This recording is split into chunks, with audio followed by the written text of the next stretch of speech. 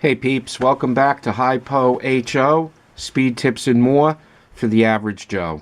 And in this episode, this is part 3 of the Tyco Superfast build, and this is the wide pan. And I've already finished assembling the car. You've seen in the previous videos how to do everything, polishing your brush barrels, polishing the armature, polishing the axles. Everything is all the same. I've showed you how to put the assembly in. So there's just a couple of notes on this car that you really need to know versus doing the narrow pan. Now this chassis, these black chassis and the wide pans, dependent upon the ones that you get, if it's a gray chassis, the material is a little more flexible.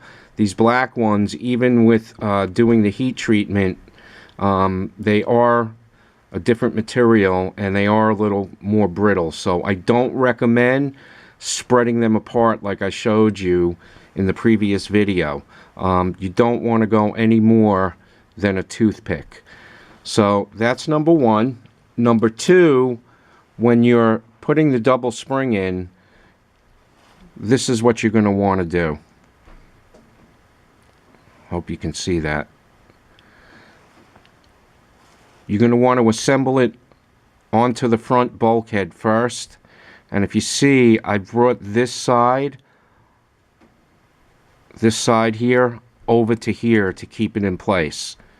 So you're going to want to load these springs up with your assembly when you're going to install that. You're not going to want to pull the chassis apart like I just said, because it's just too brittle.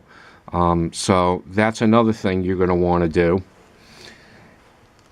And a couple of notes as far as what you're looking for when you set up your rear axle. I told you about the lapping and so forth. The width here, what I have mine set to, is 1.335, and I have the front set to 1.310. And so, you know, you're going to need your caliper, and you're just going to want to do that somewhere in that neighborhood.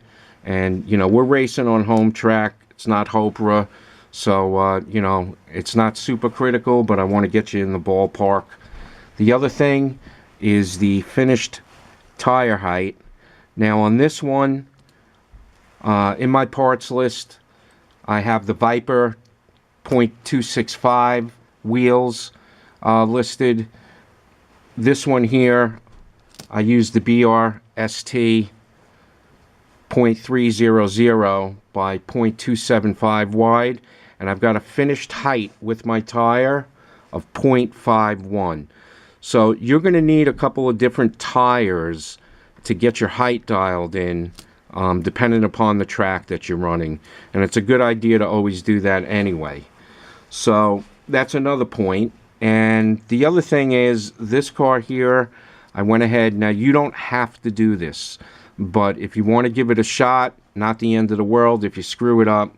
I've got ball bearings installed in the bulkheads. And this one here is the rear. This one here is the front. Now, you really should do this on a drill press, but if you don't have a drill press, it still can be done. And I've done plenty of them without a drill press. And again, simple way to figure out what you need to do. You take your dial caliper here, your caliper, excuse me. Get the size that you have there. You don't have to go crazy. Match up your finished drill bit to the same size. Now, you can't just go ahead, like I showed you installing the body post, you can't just go ahead and drive this sucker home with this. You have to progressively step up, and I think I did like 8 or 9 steps. So you're going to start a little bit bigger, and you just keep going up, make sure that it's centered till you get your finished size. You're going to want to remove all your flashing, whatever. And then I go ahead and I just tack them in with a little bit of super glue. And obviously, before you do that, you want to make sure you're going to assemble everything. Just make sure you don't have to put the assembled bulkhead in the car, but you're going to want to set it up with the magnets. Make sure you don't have too much play. Usually it works out perfect. You can grab these, go on eBay. They're all over the place, armature bearings. These are a particular set that I got that you don't need to sand the armature. A little on the sloppy side, but again, for home use, cheap, nice, quick. I've used all different, I've used the expensive ones, I've used these, middle of the road. They all work. Just a nice thing to play around with, pop in your car. Now, as far as body goes, I didn't install body posts on here because I'm using the HC slots, clip-on body. They've got them for the wide, they've got them for the narrow. All right, and one other note, we've got our Pro 4 motor mags. We're using the Pro 10 traction mags.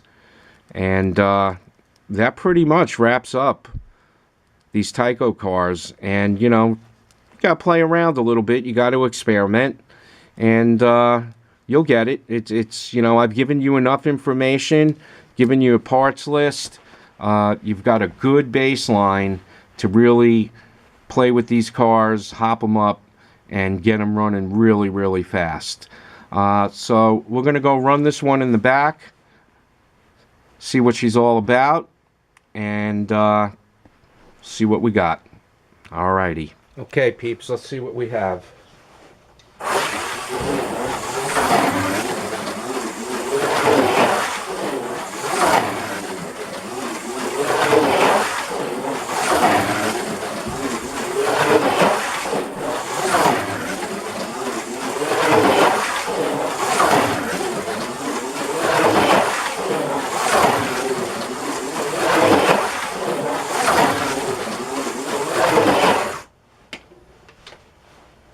Looks like a real nice car. Okay, guys, so there we have it. You've got your two versions of the Tyco 440X2 Superfast.